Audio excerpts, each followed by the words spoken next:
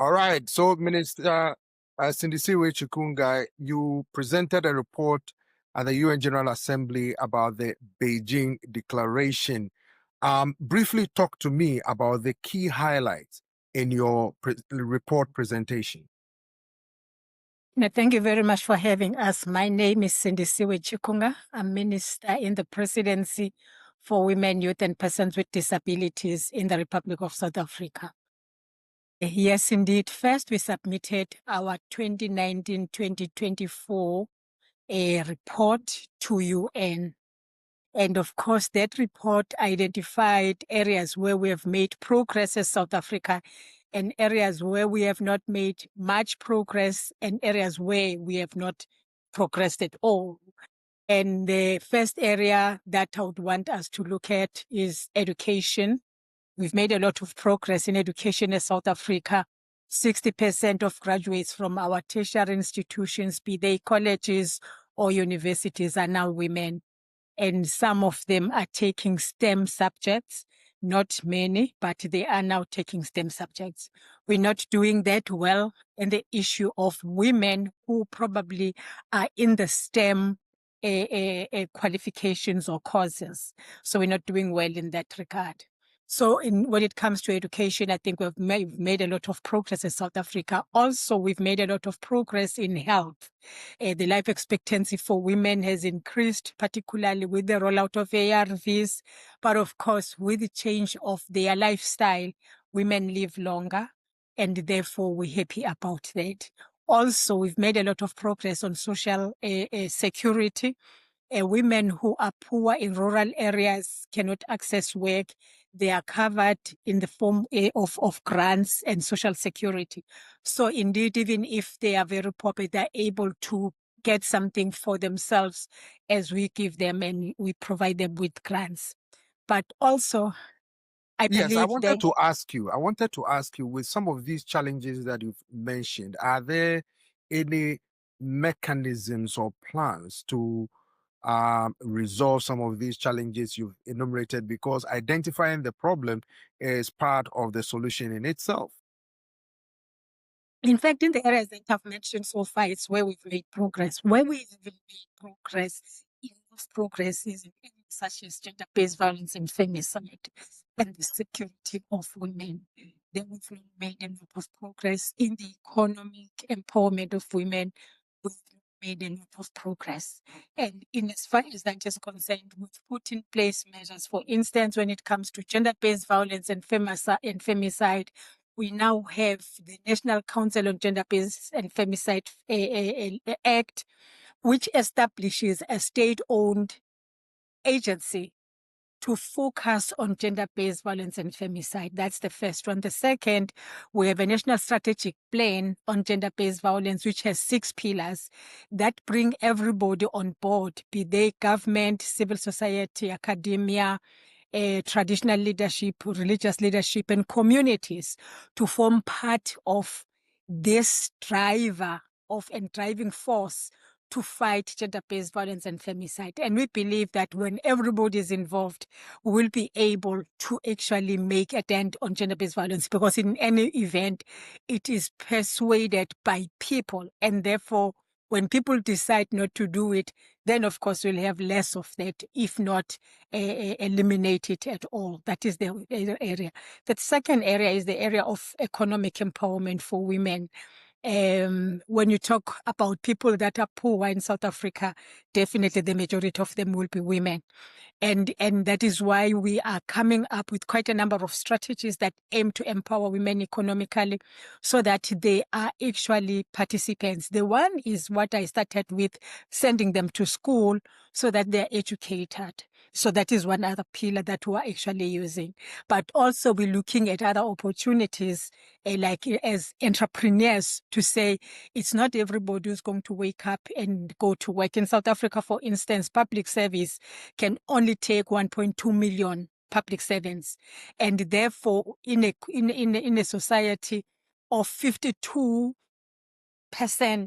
being women, for instance, then that will definitely not take all women. And that is why we're looking at the private sector to say, how are they creating opportunities for women and working together with them? So we have quite a number of interaction with the private sector to ensure that they come to party. They now have a number of also initiatives that aim to empower women.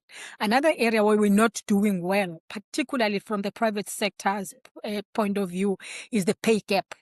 Maybe in the public sector, a director and a director, whether a woman or woman, they get the same salary depending on their levels, etc. But in the private sector, we have got a really big gap that is about 23 to 35 between men and women who are doing the same work.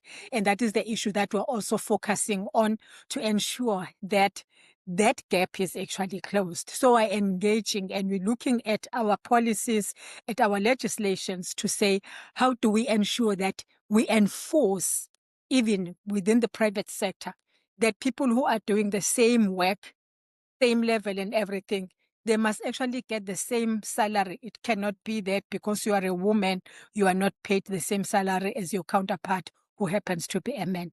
So these are the areas where we have not done well as a country. And we have put measures, like I've said, to try and improve so that when we report in future, we are reporting progress. Madam Chikunga, talk to me about if there's a political will there and whether there's a renewed commitment in the actualization of the goals set and admitted by South Africa, by the UN, the SDG, perhaps. We're looking at all the SDGs, but in the main, for women, it will be SDG number 5, which is about gender equality. And as South Africa, we come from the past where women, for instance, were minors. So they could not own any property. They could not inherit anything from their husbands if they die, etc., etc. And we think in that regard, we actually have moved.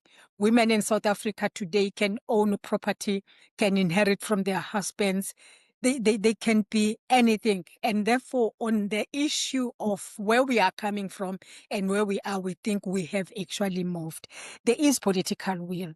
What I'm talking about is what government has actually made to ensure that women are safe, but women are empowered. We now have Domestic Violence Act, for instance, that is being implemented. So when you go to the police station in South Africa, for instance, to report gender-based violence, whether it is rape or anything for that matter, murder, etc., you don't report at the community service center where everybody is sitting. You are taken to the side room so that you meet people that are trained to take such statements, but also you get supported even when you go to court and prepared for court processes, because it's not every one of us who understands as to how courts work. So you get prepared for that so that you are able to go through with such a case. As a result, we are seeing increase in the number of people who are reporting gender-based violence and femicide cases, because at least they think that the law is biting and is also the law is on their side. So we're happy about that. However, we're looking forward to a situation where there will not be any need for anyone to go and report a case of gender-based violence and femicide in South Africa, because that can actually be done. People are reporting because it's happening. But we're on a day where we believe we say no to gender-based violence and all of us agree, then of course there will not be any gender-based violence. We're not thumbsucking our information. We had our Human Science Research Council conducting a prevalence study on gender-based violence and femicide, and it confirmed the fact that the majority of people that are behind gender-based violence and femicide are men. And men who probably may have had intimate relationship with their partners. So it will be an intimate partner, current or past, who will want to kill this woman because she has decided to leave him.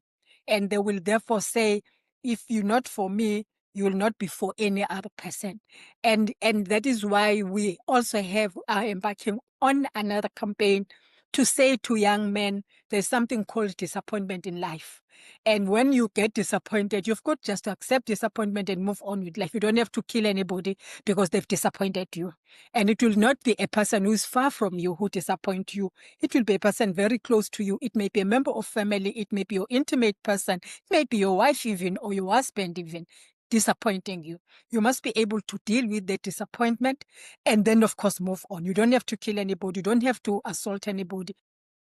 And that is the campaign that we also believe we should embark on, so that our young people in particular are able to deal with such disappointments. So it's all those issues that we're looking at as South Africa in dealing with women empowerment. And like I've said, it's not, when it comes to gender-based violence, we're not just sucking. We are basing it on research that was conducted. Minister Sindisiwe, talk to me about South Africa's progress and its role in shaping global gender policy.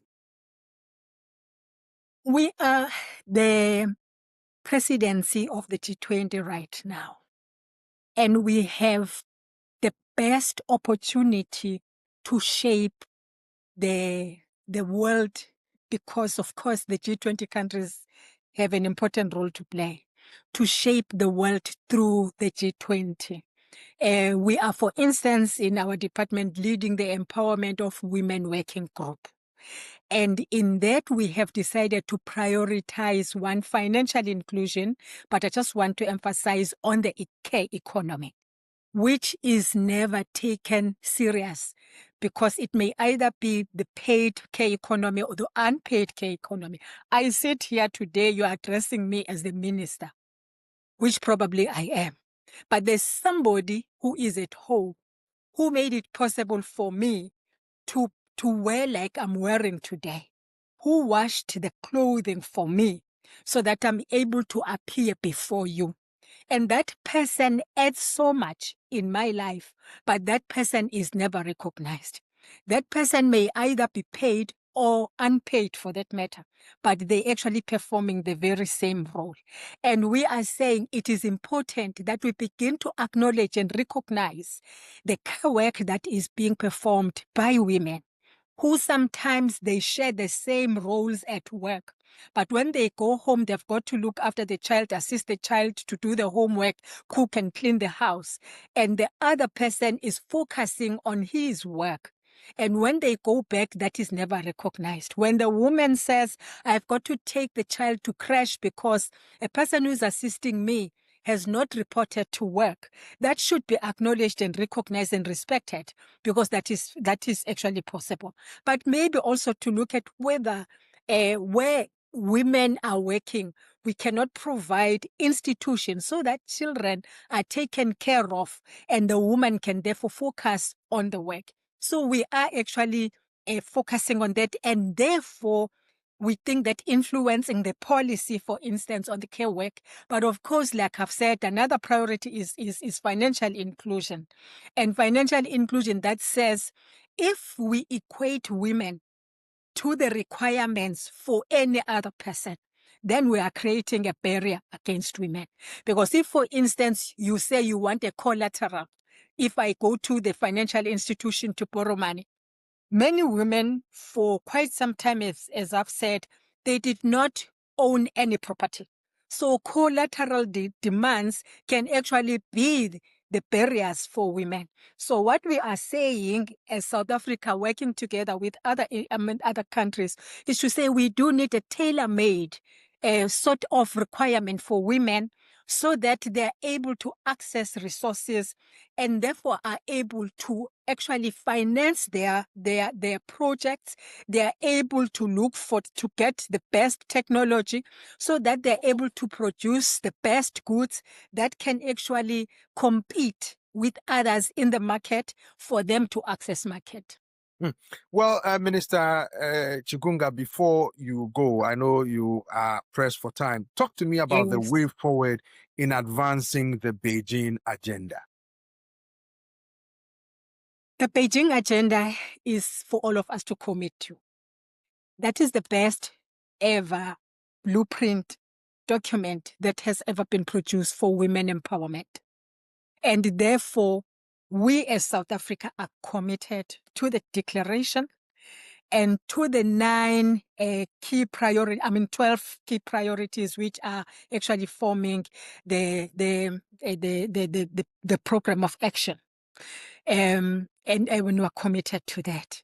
We believe that first, as countries, in the presence of the pushback that we're seeing these days, those that are for the Beijing, they must work together.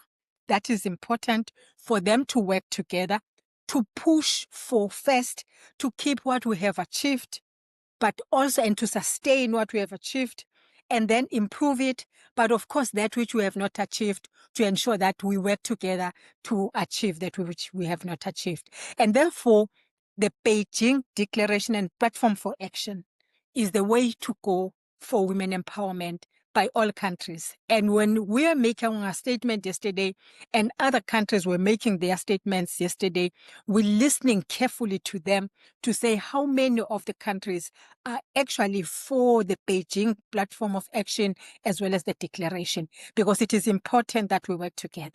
As a country, we believe that we can make our own contribution in assisting women in South Africa first, in the region of SADC and in the continent, and of course around the world, because working together as women, we can empower each other. Thank you very much, Madam Sindisiwe Chikunga, Minister at the South African Presidency, for speaking with us here. We appreciate your time. Thank you very much. How do I say thank you in your language? Siyabonga. Siyabonga. Yes. Thank you. Thank you. Thank you. You. Enjoy the rest of your day. Same to you. Thank you. Thank you.